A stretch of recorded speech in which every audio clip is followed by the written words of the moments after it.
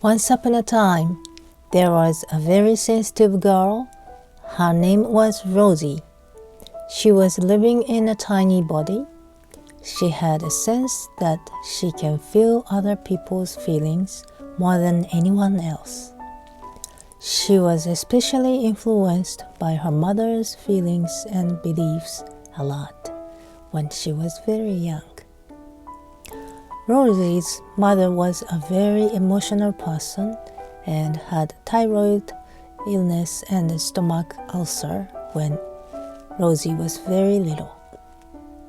Her mother was the type of person who holds a lot of negative energy inside of herself for a long time and gets sick or explodes once in a while. She was holding a lot of anger, sadness, and anxiety inside of her body, and Rosie felt her mother's feelings deeply but unconsciously. When Rosie was only 2 years old, she was hospitalized because of cyclic vomiting syndrome, which is the young children's illness that their body makes lots of toxic chemicals called acetone in their blood. The underlying cause of cyclic vomiting syndrome is unknown. However, the possible causes include emotional stress and anxiety. Every food triggered the symptoms of cyclic vomiting became taboo for Rosie. If she sees that food, her memory of the vomiting flashes back to her and she feels nausea. Her mind and body reaction seems deeply connected. It was like Pavlov's dog. Rosie's body warned her, "Don't eat that food. It makes you sick again." Since then, Rosie got the same symptoms many times until she got around 10 years old or so. And after that, she often experienced irritable bowel syndrome instead of vomiting. Her mother believed that women had to be strong. So every time Rosie got injured or felt pain, she could not express her physical sensations to her mother enough. When she explained her pain, her mother said, "You are strong enough and get over it." It seemed she had never been heard empathically by her mother. Besides that, Rosie was always feeling something very heavy thing was on her chest when she goes to sleep.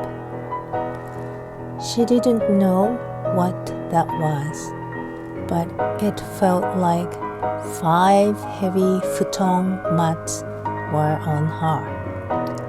Many years later, Rosie became an adult.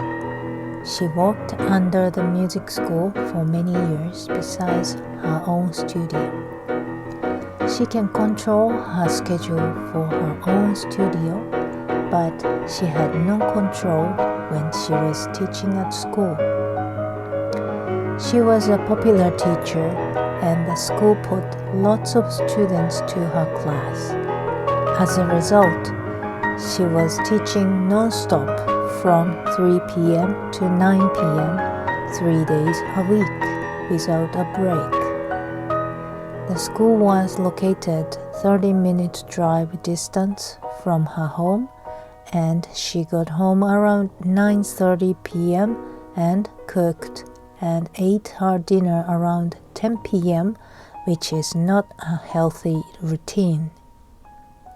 She was devoted to her students, but the school had been taking 50% margins from the students' tuition, and there was not any benefit and she was under stress between school and parents of the students. At some point, she got depressed because of the relationship with her husband, but she did not stop teaching. She was teaching 3 days at school and 4 days at her home, so she was working 7 days a week when she got depressed. She was kind of a workaholic. The money she made has gone to her counseling fee. It was like putting the cart before the horse.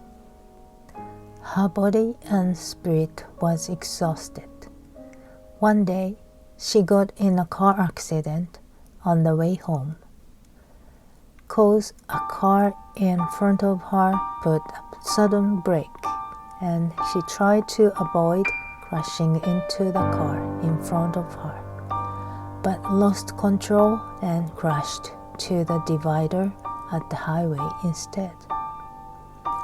The car got totaled, and her car insurance did not cover for self-inflicted car accidents, so more money went out as a result.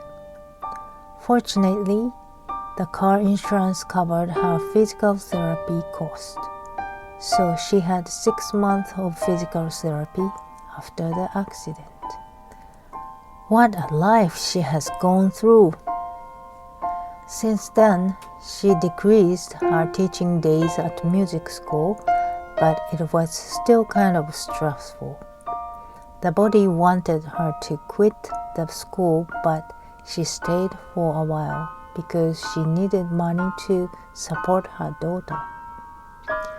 Few years later, Rosie got shingles.